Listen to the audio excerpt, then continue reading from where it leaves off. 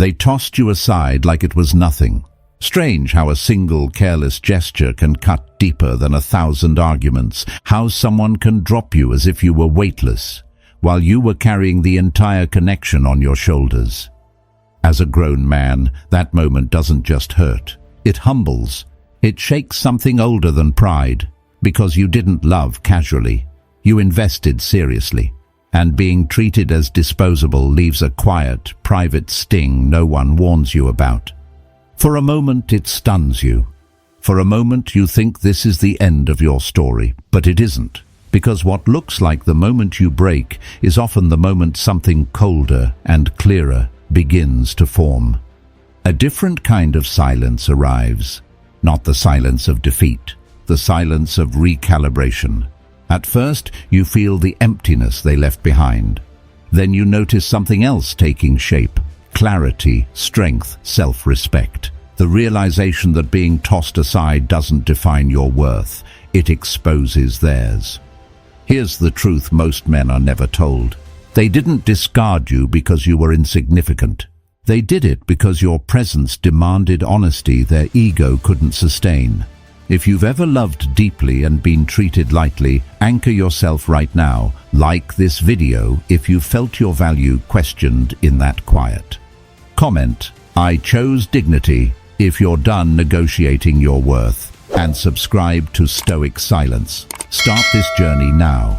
In this video, we're going to break down why silence terrifies fragile egos, how power quietly shifts the moment you stop reacting, and why your calm, not your explanations, is what changes everything. Stay with me. Because the moment power truly moves is never loud. Now, let's dive in. The core truth. You were not abandoned. You were released from an illusion. There is a very specific kind of pain that doesn't come from losing someone. It comes from realizing you were never truly held in the first place. Not emotionally, not mentally, not with intention. And that realization doesn't arrive as a shock.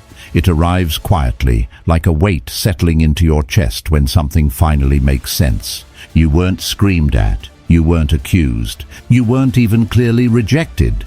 You were downgraded without ceremony, replaced without explanation, moved to the margins as if the depth you brought suddenly became inconvenient. That's what makes it so destabilizing. There was no clear ending to react to, no dramatic moment to process, just a slow erosion of presence and a growing sense that you were trying harder while being seen less. At first, you didn't want to believe it. You told yourself it was timing, stress, a rough phase. You explained the silence. You rationalized the distance. You carried the confusion because admitting the truth felt heavier than staying uncertain. Confusion, at least, gave you hope. Truth demanded something else entirely, so you stayed patient, you stayed understanding, you stayed available, even when availability began to cost you your sleep, your focus, your sense of self. And then clarity arrived, not during an argument, not in a confrontation, but at night, when your phone stayed still and the room felt larger than usual. Not because you were lonely, but because you finally saw the empty space they had created long before they physically left. That's when it becomes impossible to ignore. The truth doesn't announce itself loudly. It reveals itself through patterns, through absence disguised as calm, through half-attention mistaken for maturity, through emotional distance framed as independence. They didn't walk away in one moment. They exited in fragments. A missed call here, a delayed response there, a presence that felt thinner each time you reached for it. And the most painful part wasn't the distance itself. It was realizing how long you had been compensating for it. You were carrying the weight of connection alone. You were filling gaps they never intended to close. You were applauding a performance while slowly disappearing from the stage. That's when the core truth finally lands. Sharp, clean, unavoidable. You didn't lose someone. You stopped chasing a person who was incapable of staying. Not unwilling, incapable. Capable people don't disappear into ambiguity. Capable people don't replace depth with convenience. Capable people don't need confusion to feel powerful. And once you see that, truly see it, the entire story begins to change. Because the narrative was never about rejection. It was about release. Release from explaining yourself to someone committed to misunderstanding you. Release from shrinking your needs to preserve their comfort. Release from mistaking emotional absence for emotional strength. This is the moment where pain starts transforming into clarity, where humiliation gives way to dignity, where silence stops feeling like loss and starts feeling like alignment. And here's the part most people miss. Nothing about this realization makes you weaker. It makes you precise. It makes you grounded. It makes you honest with yourself in a way you couldn't afford to be before. Because as long as you believed you were abandoned, you questioned your value. But once you understand you were released from an illusion, you stop asking what you did wrong and start asking why you stayed so long in a space that couldn't hold you. That question doesn't break you. It builds you. And it leads directly into the next truth you're about to confront. Who they really were when no one was watching, and why your silence was the one thing they could never control. 2. Who they really were. Escape dressed as freedom. People don't leave depth for freedom. They leave depth because depth exposes them. And exposure is the one thing fragile identities cannot survive. That is the truth most people don't want to face, because it forces you to stop romanticizing their exit and start understanding its real motive. They didn't say they were running. They never framed it that way. They used cleaner words, safer words, words that sounded mature on the surface. They called it independence. They called it needing space. They called it self-growth. And for a while you believed them, because you wanted to believe that what was happening had meaning, not avoidance. You told yourself this was a healthy phase, that distance was temporary, that mature people sometimes pull back to find themselves. That belief kept you patient, it kept you waiting, and most importantly, it kept you quiet. But here is the part that matters. What they really chose wasn't growth. It was distance.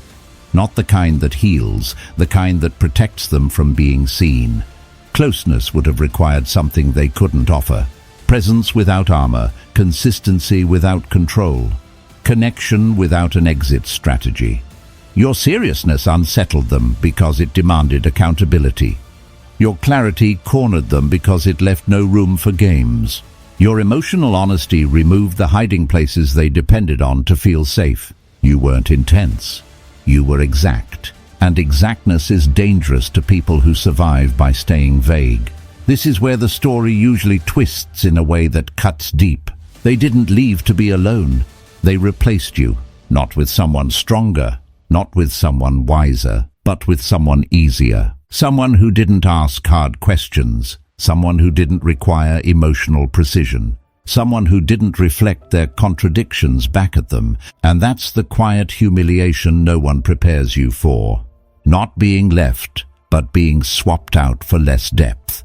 Realizing you loved seriously while being treated like an option. That moment hits differently at midlife. Because at this stage, you know what you bring.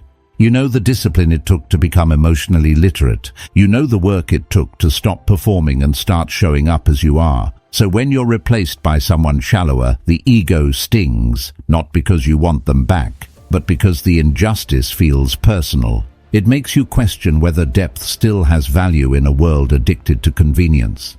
Here is the truth that restores balance. This was never about your worth. It was about their emotional ceiling. They felt, but not deeply enough to sustain intimacy. They connected, but only at a safe distance. They wanted companionship without confrontation, affection without responsibility, closeness without vulnerability. They didn't lack emotion. They lacked capacity. And capacity is not something you can negotiate, inspire, or wait into existence. They stayed comfortable only while you stayed confused, because confusion kept you explaining. Confusion kept you adjusting. Confusion kept you over-functioning while they under-delivered. That imbalance gave them leverage. As long as you were trying to understand them, they never had to understand themselves. As long as you were decoding their silence, they never had to articulate their truth. As long as you questioned your reactions, they never had to examine their behavior. That's why clarity threatened them. Clarity collapses power structures built on ambiguity. Clarity exposes emotional laziness. Clarity removes the illusion that distance equals strength. They didn't want to be free. They wanted to be unchallenged. And when they couldn't escape your awareness anymore, they escaped the situation. This is the moment where many people turn inward and ask the wrong question. What was wrong with me? But the better question, the one that leads to dignity, is this: what did my presence demand that they were unwilling to give? Because when someone consistently chooses distance over depth, it's not because depth is dangerous. It's because depth requires maturity. And maturity cannot coexist with manipulation. Understanding this doesn't harden you. It clarifies you. It allows you to stop personalizing behavior that was never about you in the first place. It lets you release the need to compete with someone who was never playing the same game. And it prepares you for the next shift, the most important one of all. Because once you see who they really were, you can no longer unknow it. And that awareness sets the stage for the moment where you stop abandoning yourself. The moment where your silence stops being passive and starts becoming deliberate. That is where the balance of power truly begins to change. Third, the turning point, when you stop abandoning yourself. The moment that changes everything is never loud. It doesn't arrive with confrontation, ultimatums, or dramatic exits. It arrives in the quiet instant you stop explaining yourself to someone who has already decided not to listen. That is where the shift begins. For a long time, you kept trying to clarify. You chose your words carefully. You softened your needs so they wouldn't feel pressured. You translated your pain into something more palatable, something easier to accept, something that wouldn't make them pull away again. You told yourself that understanding would fix it, that patience would stabilize it, that if you could just explain it the right way, they would finally meet you where you were. But every explanation cost you something. Every justification took a piece of your energy. Every attempt to fix it required you to step slightly further away from yourself. You didn't notice it at first because self-abandonment rarely looks dramatic. It looks responsible. It looks mature. It looks like giving the benefit of the doubt long after doubt should have turned into clarity.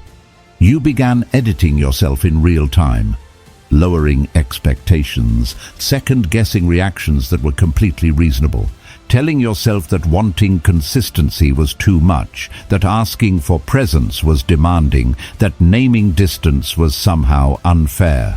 And slowly, without realizing it, dignity became negotiable. Then, one day, something inside you shifted. Not anger, not resentment, not the urge to punish or prove anything. Exhaustion replaced hope. It was the kind of exhaustion that doesn't scream. It exhales. The realization that staying engaged was slowly erasing you. That the emotional labor you were performing wasn't building connection, it was keeping imbalance alive. This is the truth most people avoid because it's uncomfortable to admit. Chasing clarity from someone committed to ambiguity is a slow, invisible form of self-abandonment. Ambiguity gives them control. Clarity demands responsibility, and every time you reached for clarity while they reached for distance, you paid the price internally. You began waking up tired even after sleeping. Your focus drifted. Your nervous system stayed on alert, constantly scanning for signs, tone shifts, delays, meanings hidden between lines. That's not love. That's vigilance. And vigilance is what happens when your emotional safety depends on someone else's unpredictability. The turning point doesn't come when they change. It comes when you recognize that nothing changes as long as you keep compensating. So you stopped. Not with speeches, not with accusations, not with coldness or cruelty. You simply withdrew your emotional labor. You stopped chasing conversations that went nowhere. You stopped explaining feelings that were consistently minimized. You stopped offering understanding to someone who never offered clarity in return. This wasn't punishment. It was preservation. And here's what most people don't realize until after it happens. The moment you stop over-functioning, the entire dynamic shifts.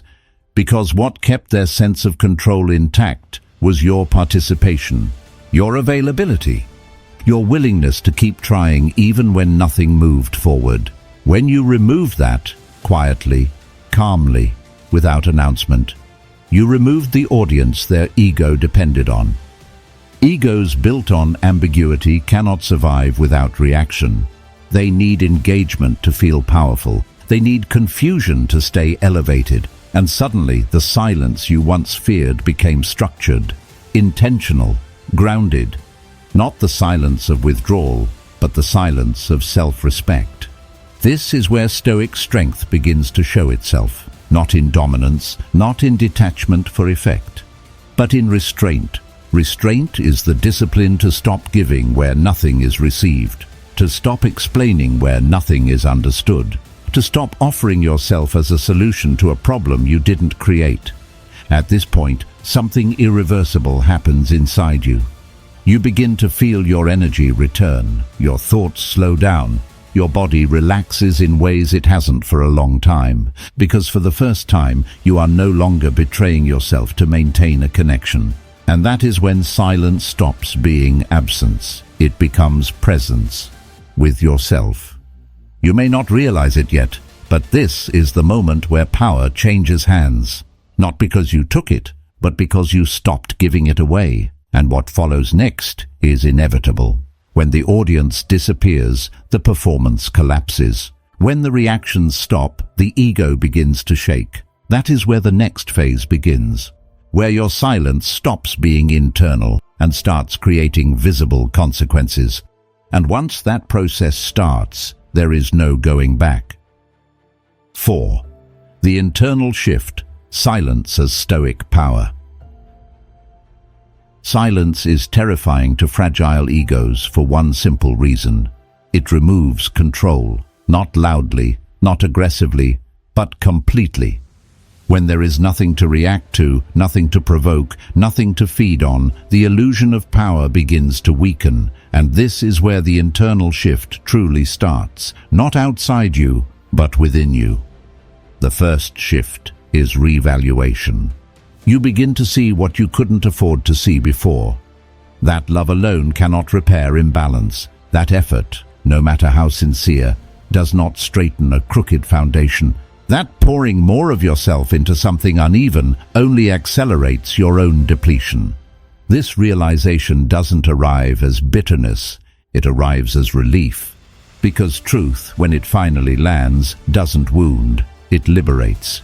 It frees you from the exhausting belief that if you just tried harder, explained better, or gave more, the outcome would change. You stop asking why it didn't work. You start understanding why it couldn't. From that clarity, the second shift emerges. Boundaries. Your silence is no longer hesitation or fear. It becomes structure, a form. A line that does not need to be announced to be felt. Calm replaces reaction. Stillness replaces urgency. And non-response, once mistaken for weakness, becomes authority. You no longer rush to clarify misunderstandings that were never accidental. You no longer defend yourself against assumptions designed to keep you off balance. You allow space to exist where you once filled every gap with explanation. This kind of silence is not passive. It is deliberate. It is the silence of someone who no longer negotiates their dignity. As this settles, the third shift begins quietly but decisively. Energy reclamation. Your time becomes selective. Your attention becomes intentional. Your reactions stop being automatic. You no longer live in a state of readiness, waiting for signals, reading between lines, decoding pauses. Your nervous system begins to stand down. Your body learns that it no longer has to brace for unpredictability. And this is when something subtle but powerful happens. The dynamic changes, not because you demanded anything, but because you removed access. Their ego begins to starve, not dramatically, not immediately, but steadily, because it lived on availability, on predictability, on your emotional responsiveness. It fed on knowing you would reply, that you would engage, that you would stay accessible even when you were unsettled. And when that fuel disappears, the illusion cannot sustain itself. This is the part most people misunderstand. Silence doesn't punish. Silence reveals. Remove the fuel, and the illusion collapses on its own.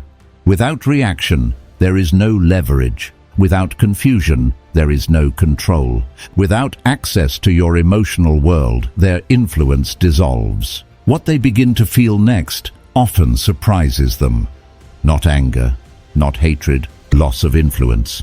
They sense the shift before they can name it.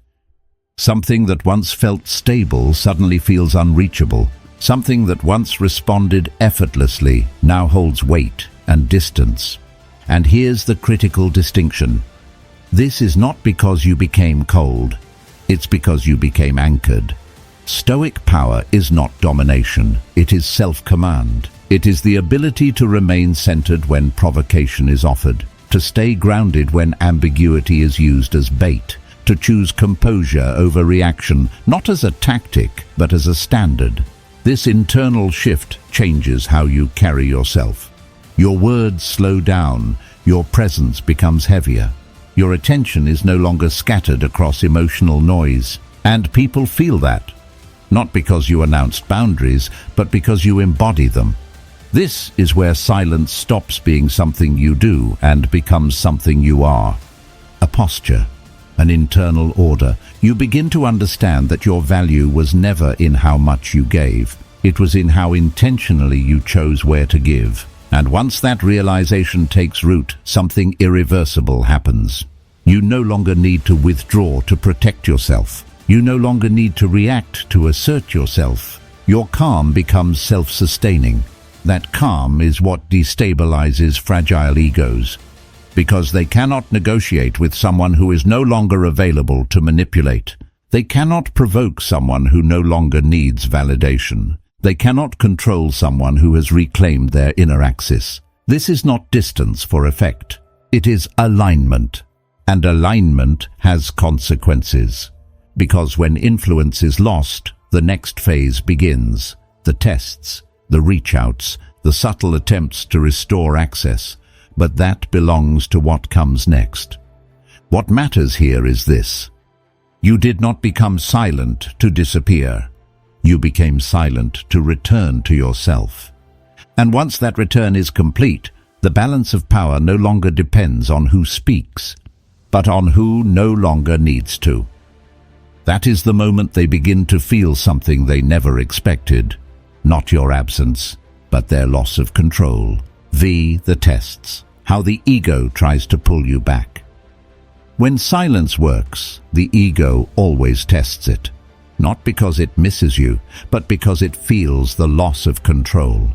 And control, once shaken, never disappears quietly. At first, the return looks harmless, almost innocent. They resurface wrapped in nostalgia, a vague message, a casual check-in, a line that says nothing of substance, yet manages to reopen everything you worked to close. It's never direct, never honest. Because honesty would require accountability, so they reach sideways instead. They reference the past without naming the damage. They hint without committing.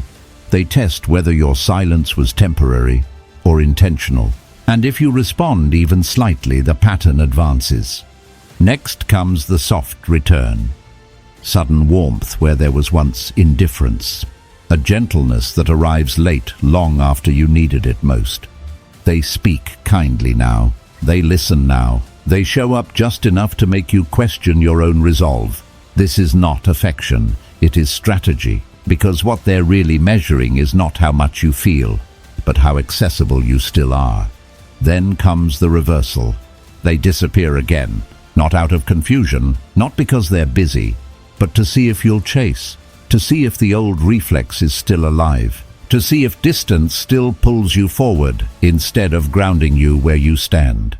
This is where many people break their own progress without realizing it, because the silence reversal activates the deepest habit, the need to restore connection, to explain, to prove that something still matters. But this is the truth most people learn too late. Someone who truly wants you does not test you. They don't vanish to feel important. They don't withdraw to regain leverage. Testing is what egos do when certainty is gone. And just when you think you've seen the full extent of it, the most dangerous offer appears. Half love, emotional crumbs dressed as effort, occasional presence, selective attention, just enough warmth to keep hope alive, not enough consistency to honor you. This is the offer that preys on exhaustion, on loneliness, on the quiet fear that maybe this is the best you'll get. It asks you to settle without ever saying the word. And here, Stoic clarity presents only one question, not many, not complicated, not emotional. Will you settle, or will you preserve your dignity? Because this moment has nothing to do with them anymore. It has everything to do with you. Half love is not misunderstanding. It is a proposal, an invitation to return to imbalance under softer lighting. Accepting it doesn't make you patient. It makes you predictable, and predictability is exactly what the ego needs to survive. This is why these tests repeat, not because they're unsure, but because they're checking whether access still exists. If you reply quickly, the test worked. If you explain again, the test worked. If you reopen emotional space without change behavior, the test worked. But something remarkable happens when you don't. When your silence holds, when your calm remains unshaken, when your response, if it comes at all, carries weight, not urgency. The tests begin to lose their rhythm, because ego-driven behavior depends on anticipation, on knowing how you'll react, on being able to pull you back into familiar emotional positions. The moment they can no longer predict you, the tests weaken. Not because you became distant, but because you became sovereign. This is the stage where silence stops being something you practice and becomes something you inhabit.